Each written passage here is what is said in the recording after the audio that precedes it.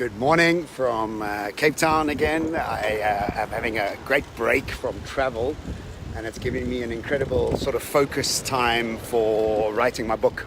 And I'm on a chapter right now that I call PLAINsight. And what PLAINsight is description of people that only believe what they see with their, or sense with their senses, what they see, taste, touch, hear, and feel. And these people are the people that won't believe that anything out of their logical minds. And because something that's coming away from that sort of comfort zone that they have around their logical minds, they become cynics of things that they can't see or perceive with their five senses.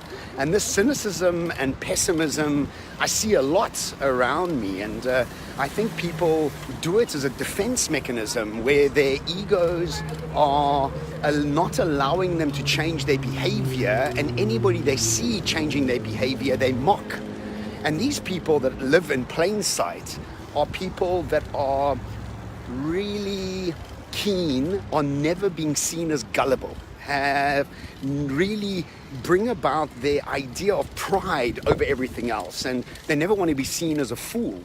But what the problem is when you look at life through the lens of pessimism and through the lens of having to keep your pride always at the sort of top of mind, what you do is you stop taking responsibility for actually creating the reality you're living in, and you let the reality happen to you, not through you.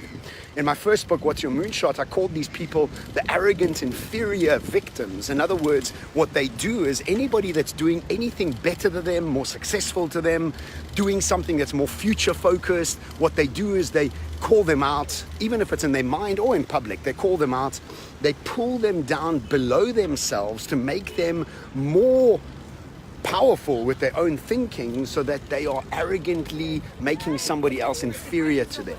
That's cynicism, that's pessimism, and what that does, it stops you creating, it stops you connecting the invisible dots into the future. And the best saying I've heard from Roald Dahl was, people who don't look for magic will never find it. And these are the sort of people that get stuck in the pain of not changing, or the inability to change, and the sort of anger that other people are able to do it. As you know or not know, the book's called FOREsight, and really what I'm trying to do is take people through the understanding and taking responsibility. If you're living in hindsight, in your memories, in plain sight and only what you can see, in insight where you only have the knowledge, but when you start connecting invisible dots and you start practicing the knowledge, you come about with foresight, where you really start to become the disruptor and the innovator rather than waiting for it to happen to you.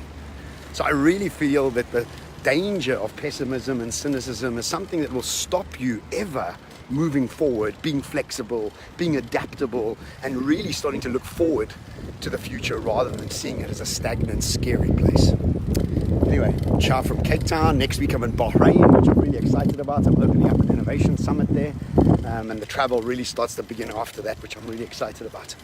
Ciao from a beautiful day in Cape Town.